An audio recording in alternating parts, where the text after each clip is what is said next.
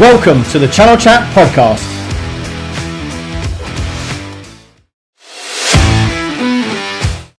Hello, I'm Marc Sumner, host of the Channel Chat podcast show, and today I have Graham Jones, the Regional Director of UK and Ireland for Exclusive Networks in the virtual studio. How are we doing, Graham? All good, thanks. Good. Graham, you actually set a first now. You are the first guest on ever. I've had over 115 guests. You are the first guest that is going to do this standing. Why are you standing? It's the end of the day. It's my fifth Zoom or whatever today. And I noticed the more and more we're doing this, I'm doing less walking. And since they cancelled golf, I don't think I've walked for more than 20 minutes. Right. So I just want to get the blood to my knees and stuff okay. Like that. So every time I ask you a question, you're going to have to do sort of jog on the spot for 5 minutes. That's what we'll do. No, there's a lot going on. So we spoke last year, quite early stages actually of lockdown, if I remember, probably April time, I think. I can't remember. So it's good to speak to you again. How have things been going for Exclusive over the last sort of 12 months? Very well, actually, very well. I think we got quite a good, I know we've got a very good spread of business. Certainly towards the end of last year, we had the double whammy of the shutdown, lockdown, and also Brexit, which really caused a lot of confusion.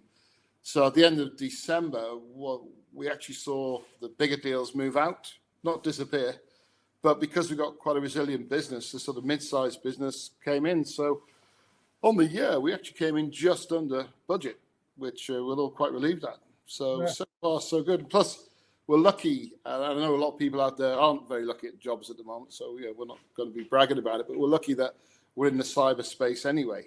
And that's one area that really has maintained, or if anything, got worse in some ways during the lockdown.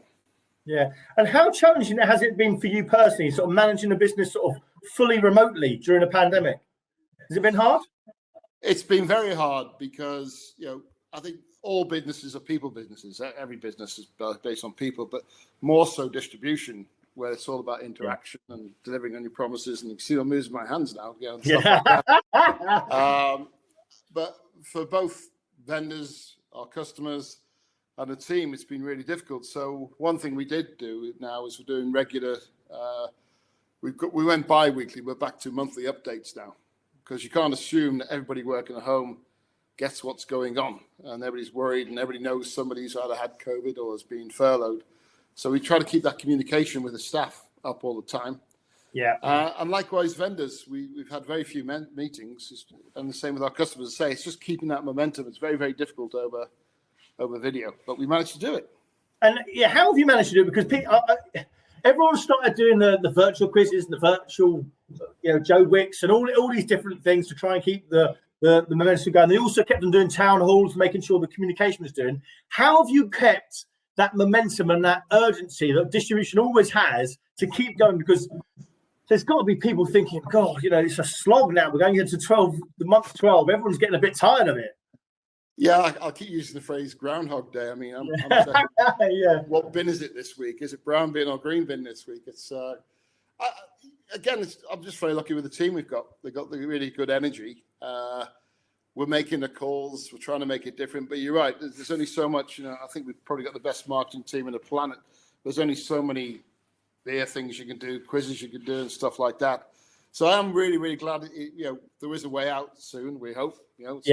Fingers crossed. But I think everybody's had it. Everybody's had enough. But we just got to keep going. And it's down to, because we've got a good management structure as well. We obviously keep the managers. It's their role to keep people motivated as well.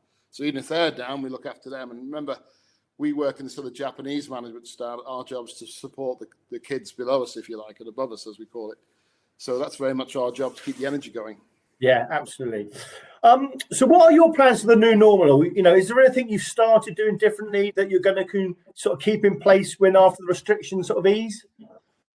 The new normal, it's interesting. It's like a pendulum, isn't it? Everybody said nobody's going back to the offices, and then we're now hearing some vendors want to go back to the offices, and some primarily American vendors don't want to go back to the end of this year or something. So we're just going to follow, I guess, from a meeting point of view, we're going to follow, I wouldn't say our noses, but we're going to follow what the customer wants. But from internally, what we're saying now is we kind of were flexible before, but we're going to be even more flexible. So we've seen people who had to homeschool their kids, I say, who's maybe other half's been furloughed, say I can only work between 8 and 10 and all that sort of stuff. So we're going to continue that flexibility, although we do feel that people should come in the office 2 days a week just to keep that spirit going. So have you kept the offices open? We just kept the main office in Alton open, ticking over. Obviously got the warehouse. Yeah. Great team. We've had to put those in 2 shifts now because of COVID. So whereas before there were 4 lads working together, now there's 2 and 2. Right. So that's really cut down a bit of their banter, increased the workload. But yeah, we kept the office just ticking over with a skeleton crew. Yeah, because I've noticed, you mentioned about that pendulum swing. I've noticed that, we started off, everyone was sort of forced to work from home. Then they started enjoying work from home. And now I'm not seeing anyone really enjoying working from home. Do you think they're missing sort of the banter, the sort of communication and the collaboration they get with the offices? Or what do you think it is? Because I'm hearing now that most people want to return back to an office. Yeah, people want structure. And you go into our office at the moment, it's empty. I can't remember how many, 1, 2, 3, 4, 6 by 12 desks in the sales floor, and we got 8 people there. And there is banter. We had a meeting last week, COVID secure, and we actually used the canteen for 5 people, just keep the space. But it's great because you can read people. I'm sorry, I'll try not to move too much. Yeah. But you can read people, and you have a bit of joke. Whereas I think with Zoom and Teams and all that, not only you can't read people, although I got a habit on clicking on people's faces and see if they're still awake during meetings. That's very good fun. But you also lack that banter, the sort of quick fire, especially when I think it's Zoom when only one person can talk at once. Yeah. So little things like that, and it's structured as well. People do want structure. So the pendulum's gone. That said, though, I do feel when we're allowed to, we will have a month where we'll tell everybody, get out there, go meet people, go review, do what you need to do. Really? But after that, we will then start looking at, is that meeting really necessary? Yeah, because travel budgets have obviously gone through the floor at the moment, and no one's sort of being out having expensive meals and hotels and all that sort of stuff. Will you be encouraging your guys and girls to sort of go out and meet customers again, meet the reseller partners and the vendors? I'd say for the first month or so, but thereafter, you're right. People got used to lower budgets, and we look, and obviously distribution is all about people and interaction with people, but we will look at, as say, if someone wanted to travel 50 miles on the train to take someone out for lunch and get back again, we'd probably say, you know what, either do 2 or 3 meetings, or could that be done by video? Because actually one thing I don't think we did do was enough video before COVID. It's always been there, but most people just didn't do it. Yeah. So I think at least we got that as a weapon in our arsenal going forward now, yeah. You mentioned you had a meeting in the canteen, obviously socially distanced with canteen with your team. How difficult has it been to implement new plans and changes to the organisation when you probably haven't had that many opportunities to meet your management team in person? Pretty difficult. I'm a great whiteboard freak. I love getting on the whiteboard. Even if you draw a line, at least you're starting to talk and have those sort of conversations. We always plan for and put our changes in Q4. Right. Because the Q4 is locked and loaded. And a lot of people waste Q1 working out on their plan for that year. So we've done some restructuring in the sales side, in the vendor alliances side. And we hit January. We actually did a kickoff in the second week of January. So we're ready to go. We're seeing now still quite a few vendors have just finished their kickoff, and it's March. It's the end of Q1. So it was difficult, but we still did it. We still did the changes we thought we needed to put in. Okay, great. Now, you've been pretty positive about the sort of future growth prospects of Exclusive and the tech channel in general, really, in other interviews I've read. What type of vendors do you think are going to have, are going to be the ones to watch over the next sort of 12 months? Mix of 2, I guess. The big guys, Paolo and Fortinet, are both doing well, and they're, it almost goes back to best of breed versus all-in-one sort of thing. The idea of a suite. They've maintained their growth throughout the COVID shutdown, and I think the difficulty last year certainly was bringing in new technology, because people trying to get new technology over the Zoom calls been quite difficult. And also, I think trying to get new customers was difficult for everybody. Yeah. Because the classic new is always going to be difficult. The technology we're looking at now is this year as we move more into that digital stuff, because I think a lot of people think cloud's happened. It's still happening. And if you look at our VAR base, and with our sort of exclusive cloud offering we're pushing together now, it's all around enabling MSSPs and MSSEs, as we call it. More and more the vendors we're looking for are how can you help an MSSP make a bit more money or offer a differentiator, so like threat intelligence and stuff like that, as opposed to the traditional, I guess, one-off new tech vendors. That said, though, we're launching, I think, 7 new vendors in April. Really? Wow. Okay. How have you sort of recruited and recruited those guys? Well, you said it was quite. Sorry, you do new business, and yet you've got 7 new vendors coming. Well, they haven't stopped knocking on the door. Right. That's the thing.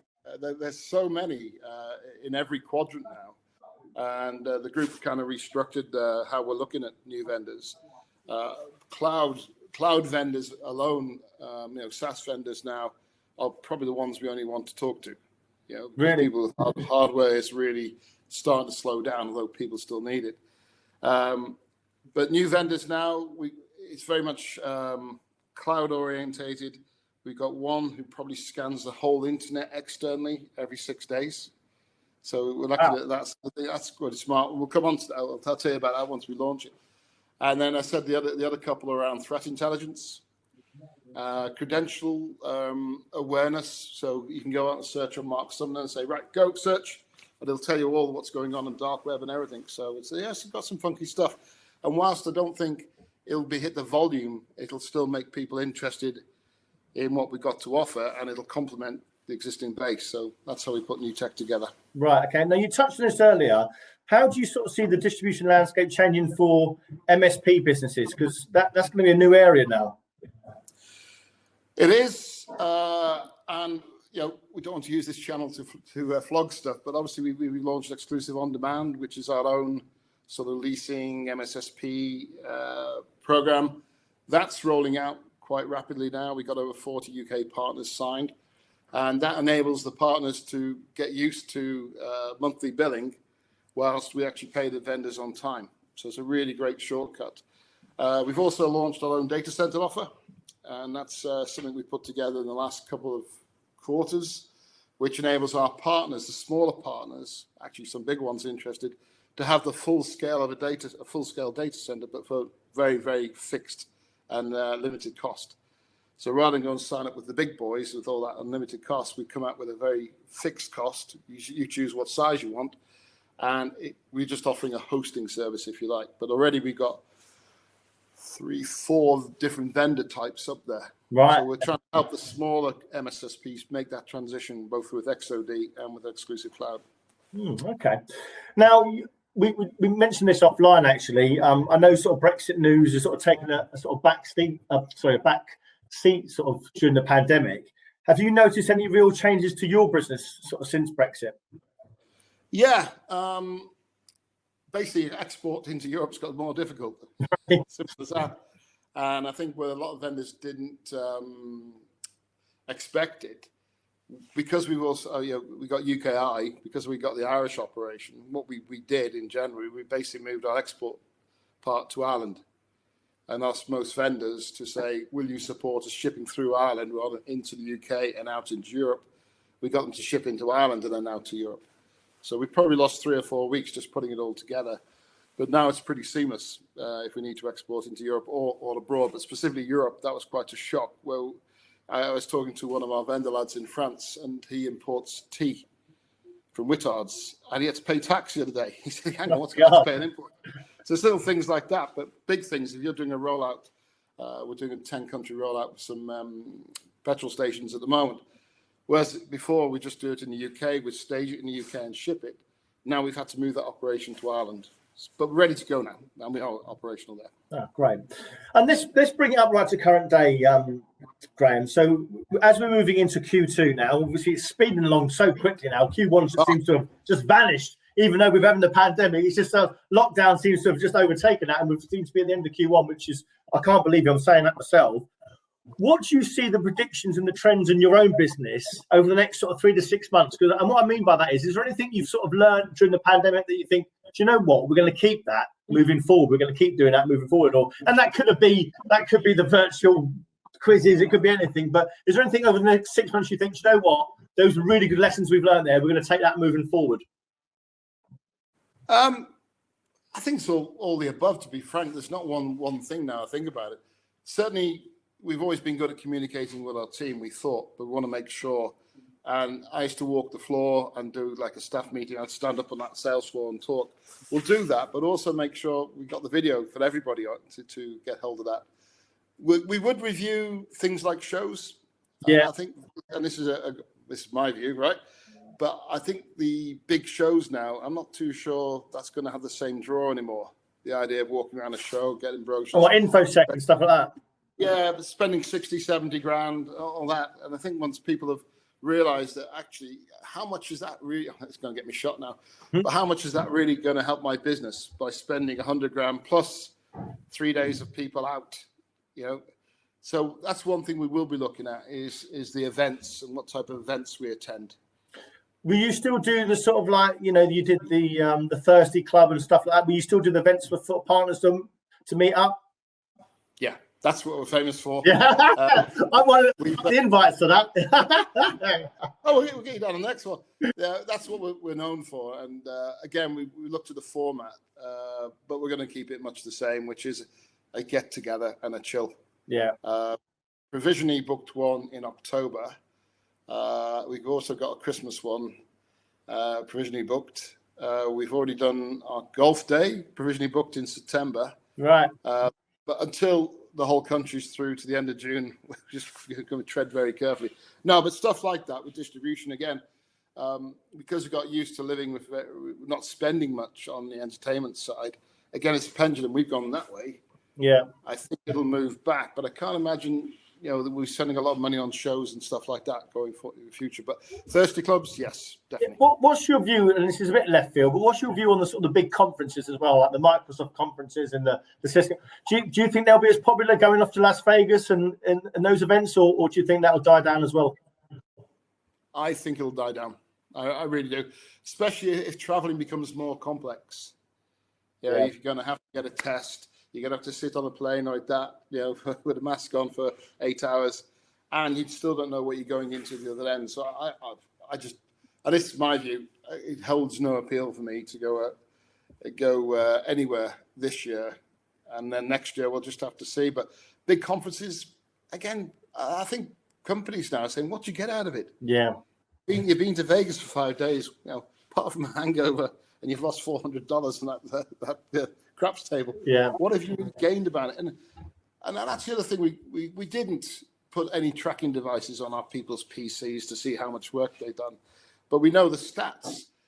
And again, I'd say what do you benefit from spending 5 days on a conference? I don't know, headache. Maybe I'm getting too old for this stuff. I don't know. But I just don't see it. No. I mean, certainly socializing and stuff like golf, where you have a couple of hours of people and you can talk business and just at an easy pace. We'll definitely keep that up. Also, I think vendors have got used to, I'm careful what I say again, vendors have got used to not spending too much. So we might see a flare. And certainly, I think by the end of the year, there could be a shortage of venues to do stuff. Yeah. Like if you and I want to go to the pub now, we might have to book it for the first couple of weeks. No, it's terrible. So, we'll see. The general hospitality might have changed as well. I say I don't think there'll be a rush back to where it was. Spending 3 days in London, meals and all that sort of stuff. I don't think that'll rush back either. But we'll just see. Who knows next year? But again, with the move to the cloud more and more now, that's really accelerated. And there is a lag, I think, in a lot of the VARs haven't got the message yet. We see a lot of new VARs, but the older VARs still haven't got the message. So I think with the move to cloud as well, where you can do a lot of stuff remote. I mean, if you look at our professional services, it dipped by about 40%, but that means we still did 60% professional services without people going on site. Yeah, it's still a lot, isn't it? And so when you talk about what we've learned, Liam, our technical director, he's kind of, hang on. So now when we're doing any PS, so we've just been did a 100-day contract with a government body. It's, well, can we do that remotely if you get the right credentials rather than have pay to get the guy in the hotel locally and all that? So that's one thing that certainly has changed is the PS. And on the training side, similar. But again, it's actually probably the other way. There's a pent-up demand for classroom training. Just to have people in a room and say, excuse me, rather than do it over Zoom. So it's interesting, a few of the little trends that have changed. And my last question for you, Graham, you've mentioned it earlier and you've touched on it earlier already about flexible working, but what will be the policy for exclusive going forward? And what I mean by that is we've had, fully remote working, we've had people back in offices 100% because distribution seems to work better, or a more hybrid of the two. Where do you see that as we ease out of lockdown and we come out? So from June onwards, where will your position be on sort of like the flexible working policy? Well, being a great employer, we're canvassing the staff now. Okay, right. And we're giving them a couple of options. I think where we're going to end up is people in the office twice a week. Right. By department, so that department gets used to seeing each other and all that sort of stuff. But outside that, flexible as you like. Really? It's going to be that? Yeah. Okay. Yeah. Great. Graham, you've been a fantastic guest. Thanks so much for your time.